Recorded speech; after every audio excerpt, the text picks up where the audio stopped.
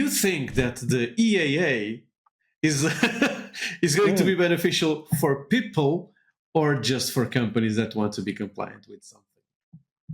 See how what I did there? Well, I mean, yeah. I mean, this is something that's going to take a little while to figure out. I mean, the EAA, the more I've spent a long time, I can't remember how many times I've read it. I spend a lot of time poring over it and thinking about it and finding out a little bit more about it, because to understand any kind of regulatory framework, you also need to understand the way it's governed.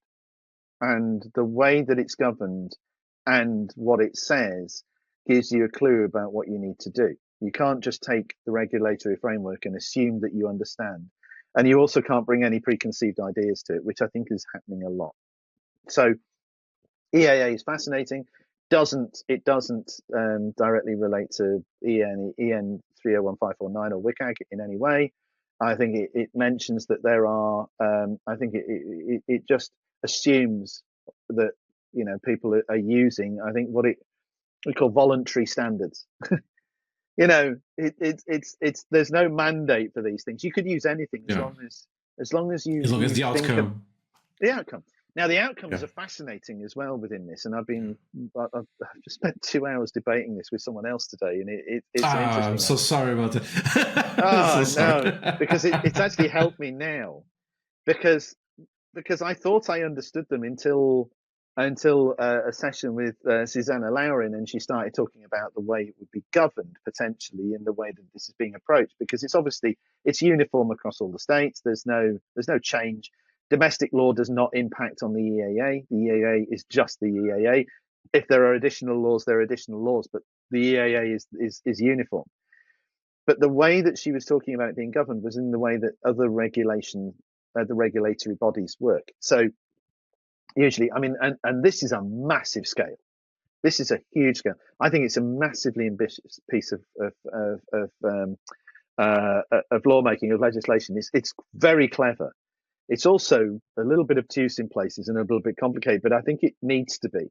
It doesn't back itself into any corners for a start. It doesn't, other bits of, legislation in the past have said, you need to do WCAG 2.1. And it's like, what happens when 2.2 comes out? We're a bit stuffed then. We're stuck now. We're going to do 2 versions of the same standard. So it's not backed itself into any corners by being overly committal or draconian in any way. And I think I honestly think it's the most equal form of equality legislation I've yet read, because it goes through some. Annex 1 is a brilliant read. It's although it's slightly frustrating because the requirements are actually embedded in 3 different parts of it. It says these are the requirements, and then it says and then these, and then we've embedded a few of them over here as well. And so it's a bit tricky to pull out. But once you've extracted them, you can start understanding the requirements. But it gives you a load of things that are very sensible outcomes around things that you expect to do, and then it gives you a list of people that those outcomes. There should be, some kind of comparative or comparable outcome for all of them. It doesn't say this lot of disabled people are more important than that lot of disabled are more. And there are other regulations out there that don't have, even if they're not explicit, they're implicit hierarchies within them because of the weighting that they give to certain things. And you're there going, who I can read by reading this, I can work out who was in the room. It's because it's not weighted.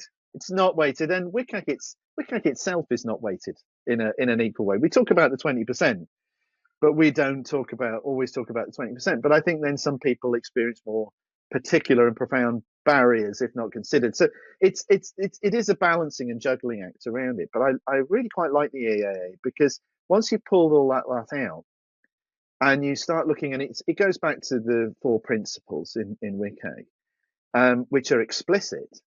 But there's a 5th one that's implicit in it. And even though quality is not in the Act, by no means, and I always find that's quite interesting, because they always say, you can't actually spell the word equality without spelling the word quality. There's only 1 letter difference between them. And actually they mean fairly similar things, different contexts, but they're a very similar idea. But quality is not actually called out in the Act. But if you look at the governance, or what's being talked around the governance, is that organizations will self-report. And if they don't provide a report, they will probably be asked to provide a report. And if that report seems fine and fair and things are ongoing, then there's no problem. And they're not expected to fix everything. It's new things and about approaches and about data and all the rest of it, which is kind of good. It gives it, and there's no format for this yet. This is all going to come out in the wash. We're going to work out what that is. And because it's very much about outcomes rather than approach, because WCAG is an approach, it's not an outcome. It's all about anything that's a checklist is an approach. Only a person can tell you if they were able to perceive, operate, understand something, and if it worked well with their technology. You can't assume that by hitting a checklist, because you are going to be wrong. So there is going to be more often than not. Yeah, so we need we need technical data and we need user data, and some degree somewhere along these lines to be able to honestly say that we've sort of delivered something that's in the spirit of the legislation. But then in the other part of the governance, and this was something that was interesting that Susanna Laurin said, and I'm going to probably misquote her in a lot of ways because I can't remember the exact wording. Sorry, Susanna. But she said, one of the things that's going to be quite important is that these authorities will exist within, sort of whatever government authorities will be that will be not monitoring, but sort of regulating. And you can, like everything, like complaining about your electricity provider or whatever, you go to the regulatory authority, and it's going to be, a lot of it is going to be dependent on complaints.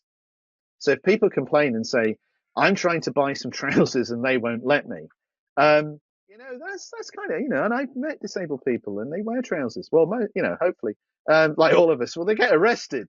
It's well, you can wear other things, dresses, kilts, skirts. Yeah, sorry, whatever tickles their fancy, right? If we're dealing with complaints, the logic follows. Why do people complain? It's because something wasn't of a quality that they expected. I expect, and quality of delivery means I can do this. Quality of user experience. I don't want to spend 5 hours trying to do a checkout. I was able to do it, but it's appalling quality. I'm still being excluded, and that is a problem. And if they're going to bring that in, then you've got the fifth principle, which is satisfactory. If something isn't satisfactory as well from a user experience point of view, if something isn't satisfactory and it's not necessary, they're not coming back. It doesn't matter how POUR you are. If the thing is supposed to be a service that you enjoy, like shopping or VOD services or gaming or whatever, and they've not enjoyed it, they're not coming back.